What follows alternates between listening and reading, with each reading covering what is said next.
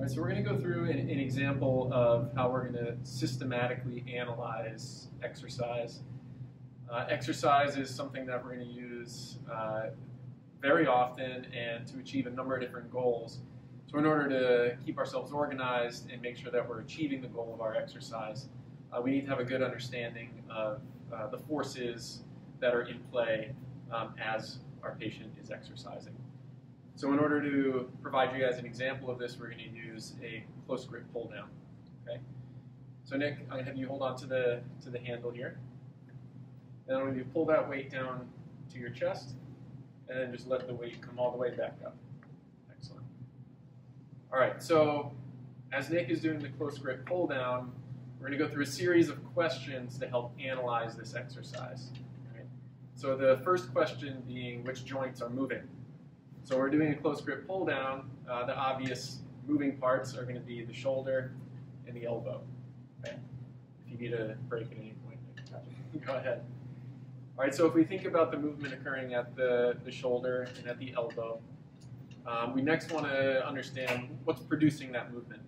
So if we look at the way up, what would be producing that movement is gravity. So the way up is assisted. So as the weights come down, the pulley helps to pull Nick's arms up into the air. Okay, so gravity is producing the movement on the way up. So if gravity is producing the movement and it's controlled for, we have to be, the patient has to be experiencing an eccentric muscle contraction. So on the way up, the elbows are extending. Gravity is creating that extension. So our elbow flexors are going to be contracting eccentrically on the way up. So brachialis, brachioradialis, biceps.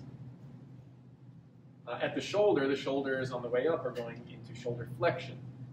And because it's being achieved by gravity, the shoulder extensors have to be working eccentrically to control the shoulder flexion. So that's going to be things like your posterior deltoids, your lats, teres major, working eccentrically on the way up.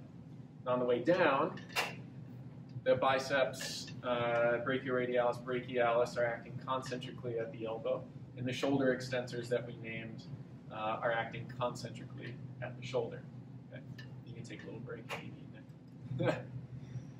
All right, so the next thing that we want to try to understand is, especially if we're talking about a low back patient, we want to understand the forces acting at the lumbar spine during this exercise.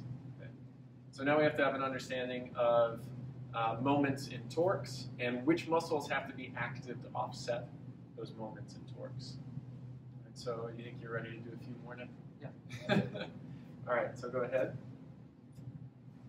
All right, so during a close grip pull down, both on the way down and on the way up, but to varying degrees, the weight is producing an extension moment at Nick's lumbar spine. The weight is in front of him, so it's anterior to the axis of flexion extension, and it's also going up, right? So that would create an extension moment at Nick's lumbar spine. And you can see Nick is not extending at his lumbar spine, so there has to be something active to offset that extension moment. So those muscles would be the trunk flexors, mainly rectus abdominis, some obliques. All right? And when those muscles contract, they impart a compressive load on the lumbar spine.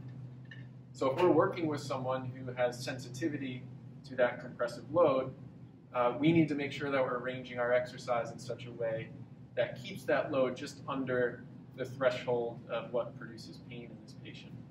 If we have a patient that is progressing very well and we want to increase in a graded fashion the amount of load that's experienced at the lumbar spine, one way we can do that is to increase the length of the lever.